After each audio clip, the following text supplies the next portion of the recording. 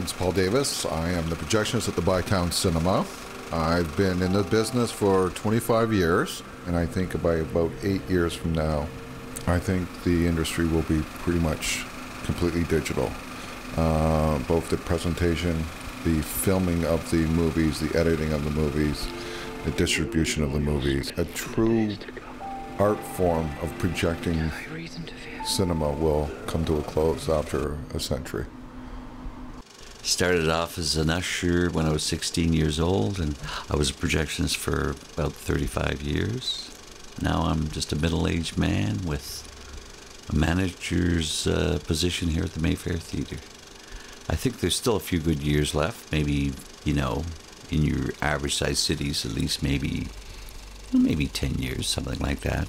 Well, with the major change that'll happen fairly rapidly, I think all your little independents will have to follow at some point if they're going to stay in business. But I think there will be a grace period of a few years anyways, you know, where they will still produce 35 mil, but that will be phased out just as the cassette tape has been phased out, or VHS, or this type of thing. It's like a train you can't stop is happening. And, you know, I think you just end up adapting. My name is Lauren Giroux. I'm a second-year film student at Carleton University. Being a film student, we watch about 3 films a week, and all of them all the time on DVD, no actual film. It kind of takes away from it because a lot of them are kind of classic films, and it would just be really cool to watch it on film.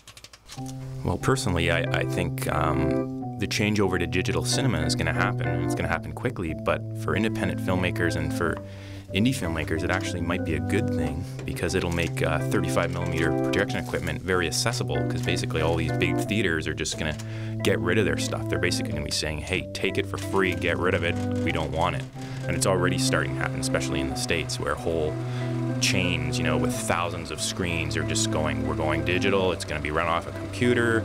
And they think there will be much more ease of use, but like what kind of problems are going to be involved in this, and what type of IT work is going to be involved. So it's going to be a whole new realm, and it's going to be interesting to see how well it works. Hopefully we don't see too many blue screens that say, you know, some Windows error message on the screen when we're sitting in the theater. When I figure in about 5 years, you know, the majority of screens will be digital, but there will still be 35mm running in the indies.